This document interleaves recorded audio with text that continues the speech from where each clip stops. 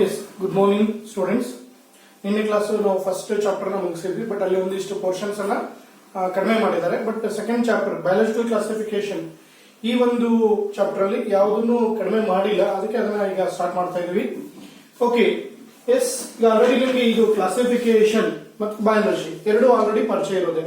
Biological classification ಏನಿದು? Biological classification ಅಂದ್ರೆ ಬಹಳ simple, grouping of organism based on similarities and differences. Okay, classification ಅಂದ್ರೆ ನಾವು ಗ್ರೂಪಿಂಗ್ ಅಂತ ಹೇಳ್ತೀವಿ. ಬಯಾಲಜಿಕಲ್ ಕ್ಲಾಸಿಫಿಕೇಶನ್ ಅಂತಂದ್ರೆ is grouping of organisms, grouping of organisms based on similarities, bari similarities ashte alla and differences. Okay, grouping of organisms based on similarities and differences. Okay, grouping of organisms based on similarities and differences. Okay, is called biological classification. Is called biological classification. Okay, is first chapter ಅಲ್ಲಿ ನಾವು ಕಲ್ತಿದ್ದೀವಿ. ಏನು ಕಲ್ತಿದ್ದೀವಿ ಅಂತಂದ್ರೆ taxonomy. Taxonomy is a branch of biology, deals with identification, nomenclature and classification of organisms. ಈಗ classification ಬಂದಿದ್ದೀವಿ, ಅಲ್ಲಿ identification, okay, nomenclature, that is to be rules given by ICDN, ICZN ಎಲ್ಲ ನೋಡಿದ್ವಿ. ಈಗ ನಾವೆಲ್ಲಿ ಬರ್ತಾ ಇದೀವಿ ಅಂದ್ರೆ ಕ್ಲಾಸಿಫಿಕೇಶನ್. ಓಕೆ, ಕ್ಲಾಸಿಫಿಕೇಶನ್ ಮಾಡಬೇಕಾದ್ರೆ ನಾವು ಅಲ್ಲಿ ಒಂದು ವರ್ಡ್ ಹೇಳಿದ್ವಿ ನೋಡ್ರಿ, ಏನು? Taxon. Taxonomic hierarchy or taxonomic category, orderly placement of an organism to its respective taxon.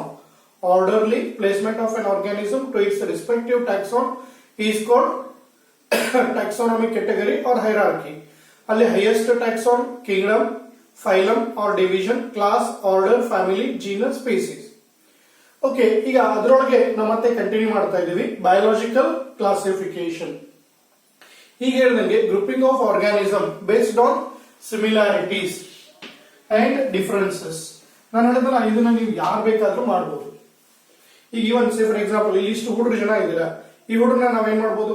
ಈಗಿಲ್ಲ, ಕ್ಲಾಸ್ ನಡೆದಾಗ ಇಷ್ಟು ಬಹಳಷ್ಟು ಜನ ಹುಡುಗರು ಇರ್ತೀರಲ್ಲಿ, ಅಲ್ಲಿ ನಾವು ಕ್ಲಾಸಿಫಿಕೇಶನ್ ಬೇಕಾದಷ್ಟು ತರ ಮಾಡಬಹುದು. ಒಂದು ಕ್ಲಾಸಿಫಿಕೇಶನ್ ಆಲ್ರೆಡಿ ಮಾಡೇ ಇರ್ತೀವಿ, ಏನು? ಒಂದ್ ಕಡೆ ಬಾಯ್ಸ್, ಒಂದ್ ಕಡೆ ಗರ್ಲ್ಸ್, ಬೇಸ್ಡ್ ಆನ್ ಸೆಕ್ಸ್. ಅದೇ ತರ ನಾವು ಇನ್ನೊಂದ್ ತರನು ಏನ್ ಮಾಡಬಹುದು? ಕ್ಲಾಸಿಫಿಕೇಶನ್ ಬೇಸ್ಡ್ ಆನ್ ಹೈಟ್ ಮಾಡಬಹುದು. ಓಕೆ, ಬೇಸ್ಡ್ ಆನ್ ವೇಟ್ ಮಾಡಬಹುದು, based on date of birth ಮೇಲೆ ಮಾಡಬಹುದು. ಹಿಂಗೆ ಕ್ಲಾಸಿಫಿಕೇಶನ್ ನಾವು ಯಾವ ಕ್ಯಾರೆಕ್ಟರ್ ಬೇಕಾದ್ರೂ ಸೆಲೆಕ್ಟ್ ಮಾಡಿಕೊಂಡು ಕ್ಲಾಸಿಫಿಕೇಶನ್ ನ ಮಾಡಬಹುದು. ಓಕೆ, ಇಲ್ಲಿ ನಾವು ಹೋಗಿದ್ವಿ ಅಂತಂದ್ರೆ ಎಸ್ ಏನು? ದ ಕ್ಲಾಸಿಫಿಕೇಶನ್ ಆಫ್ ಆರ್ಗಾನಿಸಮ್ ಇದು ಇವತ್ತಲ್ಲ ರೀ, ಹಿಂದೆ ಸಿವಿಲೈಸೇಷನ್ ಸ್ಟಾರ್ಟ್ ಆದಾಗಿಂದ ನಾವು ಕ್ಲಾಸಿಫಿಕೇಶನ್ ಮಾಡ್ತಾ ಇದ್ದೀವಿ. Okay, yes the classification of organisms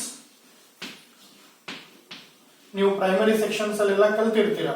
classification of organisms is not new, ಇದೇನು ಹೊಸದಲ್ಲ ಇಲ್ಲಿ. Okay, not new.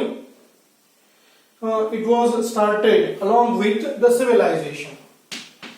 It was started along with civilization. Okay, yes, along with civilization. ಈಗ ನೀವೇ ತಗೊಂಡ್ರಿ ಅಂದ್ರೆ ಏನು ನಾಗರಿಕತೆ ಅಂತ ಹೇಳ್ತೀರಾ, ಸಿವಿಲೈಸೇಷನ್ ಹೇಳ್ತೀರಾ, ಆ ಒಂದು ಟೈಮ್ ನಿಂದನೇ ಕ್ಲಾಸಿಫಿಕೇಶನ್ ಸ್ಟಾರ್ಟ್ ಮಾಡಿದ್ವಿ. Okay, human beings. ಬಟ್ ಅವಾಗ ಹೆಂಗೆ ಸ್ಟಾರ್ಟ್ ಮಾಡಿದ ಅಥವಾ ಯಾವ ಕಾರಣಕ್ಕೆ ಮಾಡಿದ ಅಂತಂದ್ರೆ based on his needs. Okay, ಅದನ್ನ ಹೇಳ್ತೀವಿ. Earlier man use to classify organism. Earlier man used to classify organism. Classify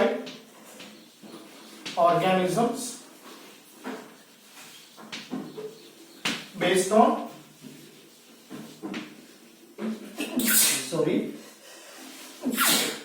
his needs. ಏನು ತನಗೆ ಅವಶ್ಯಕತೆ ಇತ್ತು,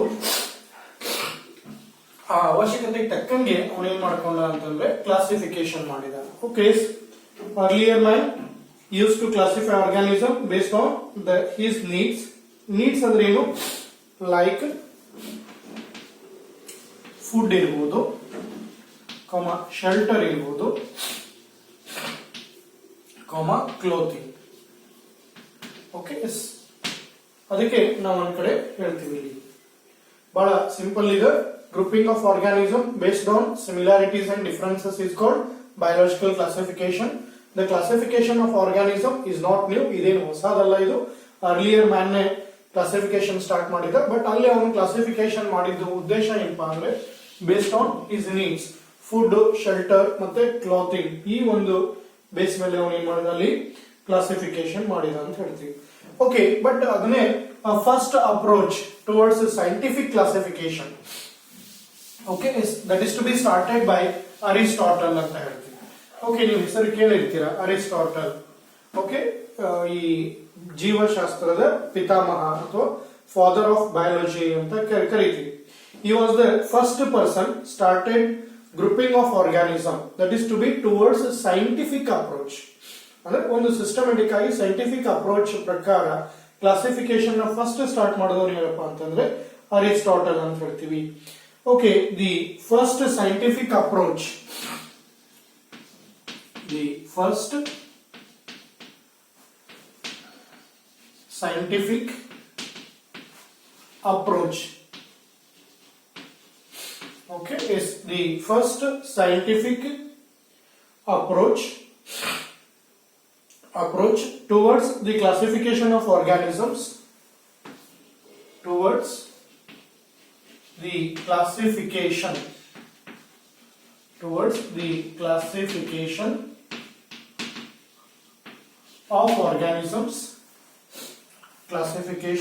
of organisms, okay, is by Aristotle. Organisms was done by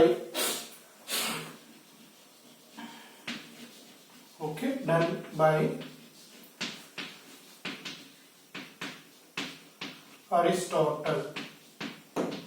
Okay, is Aristotle.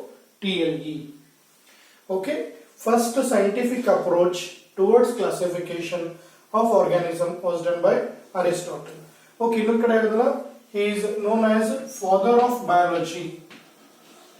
Okay, is father of biology as well as even ಇನ್ನೂ ನಾವೇನು ಹೇಳ್ತೀವಿ ಅಂದ್ರೆ zoology ಅಂತ ಕರಿತೀವಿ. ಯಾಕೆ ಅಂದ್ರೆ he was the first person started the study of living organisms.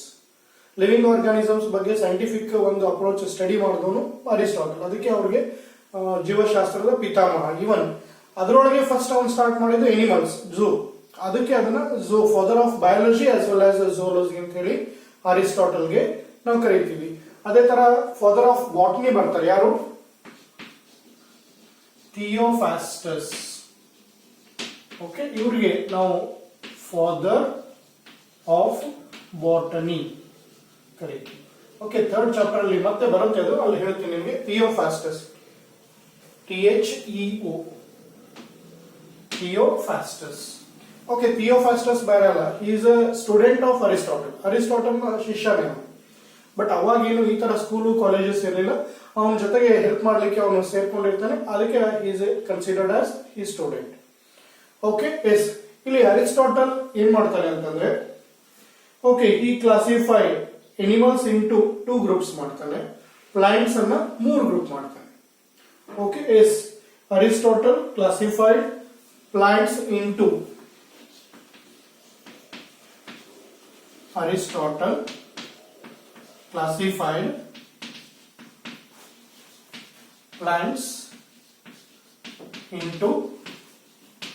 three groups. ಎಷ್ಟು group ಮಾಡ್ತಾನೆ ಅವನು? 3 ಗ್ರೂಪ್ ಮಾಡ್ತಾನೆ. ಎಲ್ಲರಿಗೂ ಗೊತ್ತಿದೆ, ಕಾಮನ್ ಆಗಿ ನೀವು ಪ್ರೈಮರಿ ಸೆಕ್ಷನ್ ಅಲ್ಲಿ ಕಲ್ತಿರ್ತೀರ. Okay, he classified entire the plant group, that is to be into 3 main groups, namely, okay, 3 groups. ಅದರೊಳಗೆ ಒಂದು herbs, ಎರಡನೇದು shrubs, okay, third trees. Yes ಇಲ್ಲಿ ಹರ್ಬ್ಸ್ ಶ್ರಬ್ಸ್ ಟ್ರೀಸ್ ನೀವು ಏನು ಒಂದು primary school 3rd 4th 5th 7th class ಒಳಗೆ ಕಲ್ತಿರ್ತೀರ. Okay, herbs ಅಂತಂದ್ರೆ ನಿಮ್ಗೆ ಗೊತ್ತಿದೆ, these are small plants with green soft stem. Okay, small plants with green soft stem. ಇನ್ನು shrubs ಅಂತಂದ್ರೆ small plants with ವುಡ್ಡಿ stems. Okay, ಅಂದ್ರೆ ಇಲ್ಲಿ ಸಣ್ಣವೇ ಇರುತ್ತೆ ಬಟ್ ಸ್ಟೆಮ್ ಏನಾಗಿರುತ್ತೆ ಅಂದ್ರೆ ವುಡ್ಡಿ ಇರುತ್ತೆ. ಇನ್ನು ಟ್ರೀಸ್ ಅಂದ್ರೆ ನಾ ಹೇಳೋ ಅವಶ್ಯಕತೆ ಇಲ್ಲ. These are what we call greater height. Okay, yes large plants with woody stem. Okay, ಈ ತರ ಏನಪ್ಪಾ ಅಂದ್ರೆ ಅರಿಸ್ಟಾಟಲ್ ಕ್ಲಾಸಿಫಿಕೇಶನ್ ಅನ್ನ ಫಸ್ಟ್ ಸ್ಟಾರ್ಟ್ ಮಾಡಿದೆ. ಓಕೆ, ಎಸ್ ಇನ್ನ he classified animal kingdom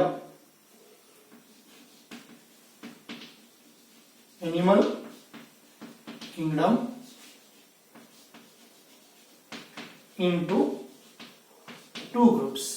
ಎರಡು ಗ್ರೂಪ್ ಮಾಡಿದವನು. Okay, animal kingdom into two groups. ಯಾವುದದು ಎರಡು ಗ್ರೂಪ್ ಅಂದ್ರೆ ಒಂದು ಅನೇಮಾ, ANAIMA ಅನೇಮಾ, ಇನ್ನೊಂದು enaima, ENAIMA anaima enaima. Okay, yes anaima ಅಂದ್ರೆ ಬೇರೆ ಏನಲ್ಲ, ಎನಿಮಲ್ಸ್ ವಿತೌಟ್ ರೆಡ್ ಬ್ಲಡ್.